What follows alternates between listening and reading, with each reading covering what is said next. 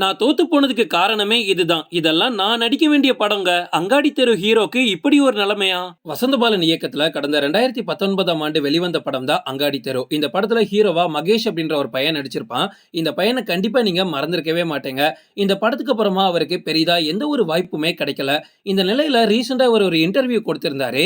அந்த இன்டர்வியூல அங்காடி தெரு படத்துல நடிக்கும்போது அதுல எந்த மாதிரியான அனுபவம் எனக்கு கிடைச்சிச்சு, அதுக்கப்புறமா நான் தோத்து போனதுக்கு மிக முக்கியமான காரணமே இதுதான். பல சூப்பர் ஹிட் படங்கள் எல்லாத்தையும் நான் மிஸ் பண்ணிட்டேன் அப்படின்னு அவரோட வருத்தத்தை தெரிவிச்சிருக்காரு. எப்படி கதையை கேட்கணும், எப்படி கதையை தேர்வு செய்யணும், எந்த மாதிரி கதாபாத்திரத்துல நடிக்கணும், இது நடிக்கலாமா இல்ல கூடாது அப்படின்னு எந்த ஒரு தெளிவான புரிதலும் அந்த டைம்ல எனக்கு கிடையாது.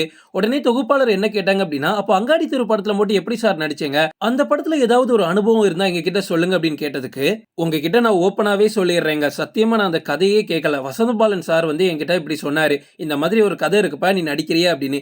எனக்கு நடிக்கணும் அவ்வளவுதான், அதுவும் சாரோட படத்துல நடிச்சா உண்மையிலே ஹாப்பியா தான் இருக்கும் அப்படின்னு சொல்லிக்கிட்டு, சார் என்ன வேணாலும் ஓகே சார், நான் நடிக்கிறேன்னு சொல்லிக்கிட்டு ஷூட்டிங் ஸ்பாட்டுக்கு போயாச்சு. அங்க போய் கதை சொல்லி தான், அதுவும் கதைலாம் சொல்ல மாட்டாங்க. இன்னைக்கு நம்ம என்ன எடுக்க போறோம், இன்னைக்கு நீ என்ன பேச போற, அதை மட்டும் சொல்லுவாங்க.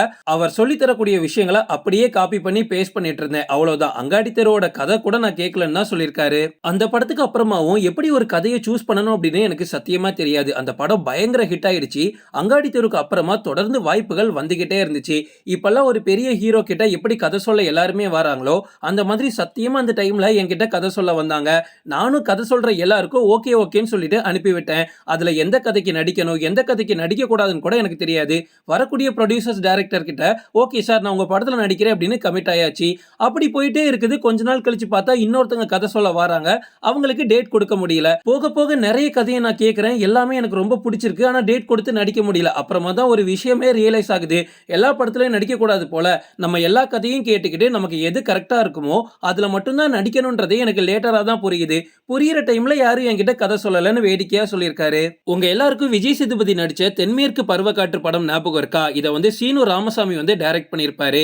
இதை விஜய் சேதுபதி கிட்ட சொல்றதுக்கு முன்னாடியே, அதுவும் 2 வருஷத்துக்கு முன்னாடியே இவர்கிட்ட அந்த கதையை சீனு ராமசாமி சொல்லியிருக்காரு. ஒருவேளை நான் தென்மேற்கு பருவக்காற்றுல நடிச்சிருந்தேன் அப்படின்னா இன்னும் கொஞ்சம் நல்ல நிலைமையில இருந்திருப்பேன் அப்படின்னு வருத்தத்தோட சொல்லியிருக்காரு. உங்க எல்லாருக்கும் எங்கேயும் எப்போது மூவி ஞாபகம் இருக்கா? செம படம் கரெக்டா? அதுல 2 கேரக்டர்ல ஒன்னு ஜெய் பண்ணிருப்பாரு, இன்னொன்னு ஷர்வானந்த் பண்ணிருப்பாரு. ரெண்டுமே ஹீரோ ரோல் தான். இதுல ஷர்வானந்த் நடிக்க வேண்டிய இடத்துல மகேஷ் தான் ஹீரோவா நடிக்க வேண்டியது இருந்துச்சு. ஃபர்ஸ்ட் டைம் இவர்கிட்ட தான் டைரக்டர் கதையே சொல்லியிருக்காரு. ஆனா அந்த டைம்ல கூட மகேஷால இந்த கதையை சூஸ் பண்ணி நடிக்க முடியாம போயிருக்கு. சப்போஸ் இந்த மாதிரி படங்கள்லாம் நடிச்சிருந்தார் அப்படின்னா அட்லீஸ்ட் இப்போ ஒரு ஆர்யா இருந்த அளவுக்காவது இவர் வந்திருப்பாரு. அதுக்கப்புறமா இவரோட டோட்டல் மார்க்கெட்டுமே காலியாயிடுச்சு. அந்த சமயத்துல பயங்கர மன உளைச்சலுக்கு ஆளாகி குடிப்பழக்கத்துக்கும் ஆளாகி இருக்காரு.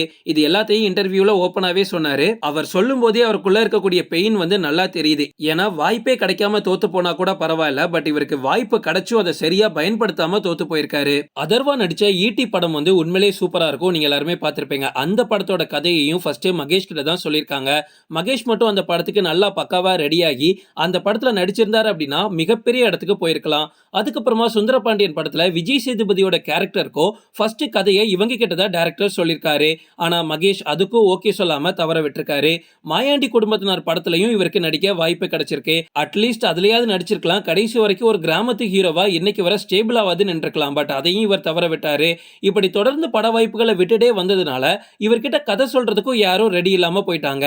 இவர் நடிச்ச அங்காடி தெரு படத்தை நான் என்னைக்குமே மறக்க மாட்டேன். அந்த படத்தை ஸ்டார்டிங்ல இருந்து எண்டிங் வரைக்கும் நான் இதுவரை ஒரு 50 முறையாவது விடாம பார்த்திருப்பேன். அந்த அளவுக்கு தரமான ஒரு படம். அதுல ஸ்கிரீன் பிளேவா இருக்கட்டும், இவரோட ஆக்டிங்கா இருக்கட்டும், உண்மையிலேயே நம்ம பரிதாபப்படுற அளவுக்கு இவர் நடிச்சிருப்பாரு. அங்காடி தெரு படம் நீங்க பார்த்திருக்கீங்களா? அது என்ன மாதிரி தாக்கத்தை உங்களுக்கு உருவாக்கிச்சு அப்படின்றத மறக்காம கமெண்ட்ல சொல்லிட்டு போங்க. ஓகே ஃப்ரெண்ட்ஸ், இதோட நான் இந்த வீடியோ முடிச்சுக்கிறேன். இன்னொரு இன்ட்ரெஸ்டிங்கான வீடியோல நம்ம சந்திக்கலாம். Stay tuned.